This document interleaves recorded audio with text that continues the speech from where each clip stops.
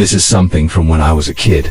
I don't really talk about it or even think about it much. Whenever I do, it leaves me with a strange, uneasy feeling that's hard to describe. Maybe writing it down will help me feel some relief, but I'm not sure.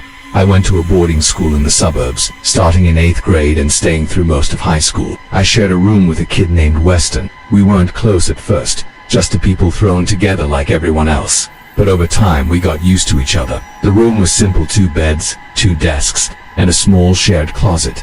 After a few weeks, I started noticing some odd things about Weston. One day he handed me a folded piece of paper and told me it was a list of things I wasn't allowed to bring into the room. It came completely out of nowhere. The list itself was even stranger. I can't remember everything on it, but I do remember that frogs were banned. I had no idea why who would even think to bring frogs into a dorm room. The weirdest thing though, was that he also banned salt. I couldn't imagine what that was about. It's not like anyone would bring a salt shaker to school for no reason. Food wasn't even allowed in the dorms. And what harm could salt possibly do? I'd never heard of anyone being allergic to it. Weston, however, was deadly serious about it.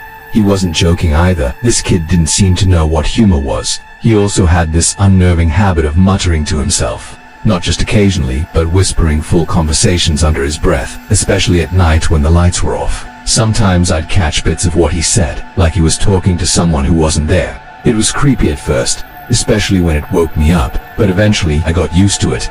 He also had a little notebook that he guarded like it was something precious. I thought it might be a diary or something embarrassing, but I was wrong. I knew he kept it hidden under his mattress, and eventually, my curiosity got the better of me. One day, when he was out, I reached under and pulled it out. Most of the pages were blank, but a few had writing. It only took a second to realize what it was: a list of names, many of them scratched out. As I read through it, I recognized several kids from school. Then I saw my own name on one of the last pages. It wasn't crossed out, which I took as a good sign, but I had no idea what any of it meant. There was nothing else in the notebook, just names, most of them not crossed out. I tried to come up with a reason for it, but nothing made sense. If it hadn't been for how secretive Weston was about it, I probably would have brushed it off as some weird list of people he didn't like, but seeing my name there gave me a sick feeling, like there was something darker going on. After that, I was paranoid all the time, convinced he somehow knew I'd seen it. I started noticing him staring at me more often, though I couldn't tell if I was imagining it. The fear got to me, and I began spending more time outside my dorm, hanging out with friends or crashing in their rooms whenever I could. Then one night, something happened that made all my fears feel real. I woke up suddenly in the middle of the night. The room was pitch black, and for a moment, I thought I'd woken up because of his whispering again. But as my eyes adjusted, I saw something worse. Weston was standing over my bed, completely still, smiling down at me. His hands were raised slightly, like he'd been about to do something but froze mid-motion. I screamed and sat up instantly, but even then, he didn't move. He just kept smiling. He didn't even flinch when I screamed. He just kept staring down at me without moving or changing his expression. The shock of being woken up like that was bad enough, but the fact that he didn't react at all made it even worse. When I finally asked what he was doing, he calmly said I'd been talking in my sleep, as if that somehow explained everything, as if it was completely normal to be standing over someone's bed in the middle of the night. I didn't know how to respond. I was still half in shock, and the way he kept smiling even after answering made me too uneasy to ask anything else. He went back to his bed without another word, and I stayed awake for the rest of the night, not by choice. The next morning, I brought it up again. In the daylight, I felt safer asking about it, but he looked genuinely confused, like he didn't know what I was talking about. He wasn't angry or defensive, just brushed it off like he thought I was making up a story for fun. I couldn't tell if he was a really good liar or if he truly didn't remember. I didn't know which option scared me more. After that, my fear only got worse. It wasn't just him anymore, it was the room itself. It felt like his presence had somehow tainted the space. Even when he wasn't there, I couldn't relax out. About a week later, I came back to the room one night and found a small garden snake on my bed. A live snake. I screamed again, and Weston just sat at his desk, staring at me with a blank face. Then he apologized and said it was supposed to be a harmless prank. I didn't buy it. When I asked where he'd even found a snake, he looked at me like I was the strange one and said, "What do you mean? They're everywhere." I didn't know how to respond. I was scared that saying the wrong thing might set him off. I had never seen a single snake on campus, though we were surrounded by woods, so maybe he wasn't lying. But what really freaked me out was when he opened a jar on his desk and the snake slithered into it on its own, like it wanted to be there. That didn't make any sense. The whole thing, from the snake to his weird reaction to the way it behaved, was unsettling. Worse than I can describe. I didn't report it. I was too young and too scared of what Weston might do if I got him in trouble. I was only 13. I didn't know how to handle something like that. A few nights later, things hit a breaking point. It started with what I thought was a nightmare. I couldn't move, sleep paralysis, and I saw this dark mass swirling on the ceiling. It was like a shadowy blob, pulsing as if it were alive, shifting and moving as it slowly descended toward my bed. Then a claw, something shaped like one, emerged from the mass and started scratching my bed frame before reaching toward me. But before it could touch me, it suddenly recoiled, like something had scared or hurt it. Then it went wild, flying around the room, knocking things off the desks, rustling through the closet, and finally crashing straight through the window before vanishing into the night. I heard the sound of shattering glass, and my eyes shot open. My head was already turned toward the window, and that's when I realized what made it truly horrifying. The window was actually broken. I could see pieces of glass still falling to the floor, like it had just happened. The room looked exactly the same as it had in the dream. I was awake, but I still couldn't move. It was the most terrifying moment of my life.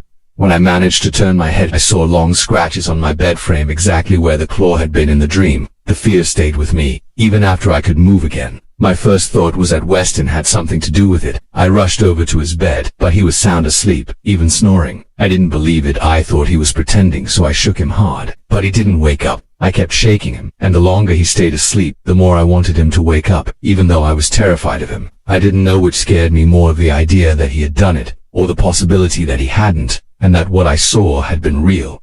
When that thought hit me, I started shaking uncontrollably. I wanted to blame him for what had happened, or at least have someone else there to make me feel less alone and scared. But he didn't wake up. It was too much for me to handle. I went back to my bed, curled up, and started crying because I didn't know what else to do. The broken window was real. The mess in the room was real. The scratches on the bed frame were real. A few minutes later, Weston finally woke up. He looked genuinely shocked when he saw the room, and for a moment I thought that meant he understood and we were in it together. But instead he accused me of going through his things. We started yelling at each other. I couldn't believe he was trying to blame everything on me when he was the one acting insane. Then he started hissing at me like a cat before shouting in some language I'd never heard before. It wasn't normal. Normal people don't do that. I honestly thought he was about to attack me.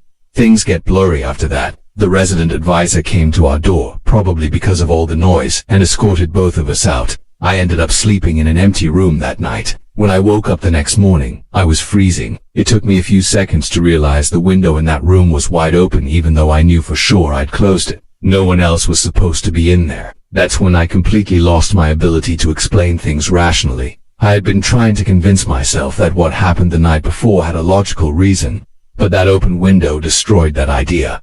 One of the rats told me to go grab my things from my old room. When I got there, all of Weston's stuff was already gone. He must have cleared it out earlier that morning. No one told me what was happening. The school just moved me to a new room with a new roommate. When I asked about Weston, they told me he was no longer my concern. I never saw him again. I don't remember much about the rest of my time at that school. I think my brain just shut down and locked those memories away to cope with everything. I'll probably never know what was wrong with Weston, but at this point, I don't care. I've tried to come up with every possible explanation for what happened that night, and none of them make sense. The window was broken from the inside. If something had smashed it from outside, it would have ended up on the floor. And I can't convince myself it was Weston, not only because he was sleeping so soundly, but because I woke up right after the nightmare. If it had been him, I would have seen him getting back into bed. Something unnatural happened that night, and it terrifies me to think I might have actually seen it. That maybe my nightmare wasn't a nightmare at all when I was little.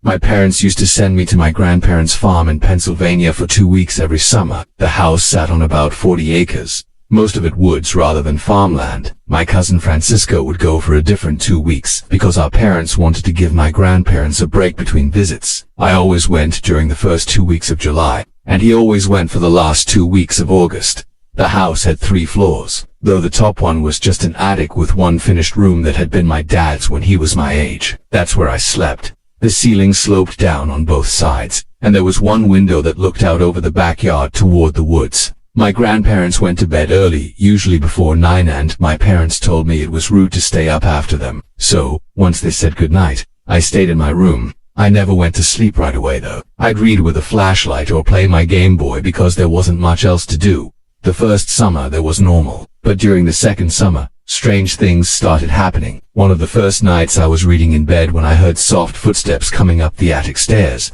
like someone was trying to be quiet. I watched the doorknob slowly turn, and the door creaked open about 6 inches. I quickly turned off my flashlight and pretended to be asleep. I figured it was my grandma checking on me, and I didn't want to get in trouble for being awake. But after that, I didn't hear anything, no footsteps leaving, no sound of the door closing. Eventually, I forced myself to sleep, assuming I'd just missed her leaving or that she was standing there for some reason. The next morning, I told my grandpa about the footsteps. He said the house was old and made noises sometimes, and that raccoons occasionally got into the walls. I thought that was an odd explanation, especially because I was sure I'd seen the doorknob move, but I didn't argue. The footsteps had been too soft to be his anyway, so I decided it must have been my grandma and that my grandpa just didn't know.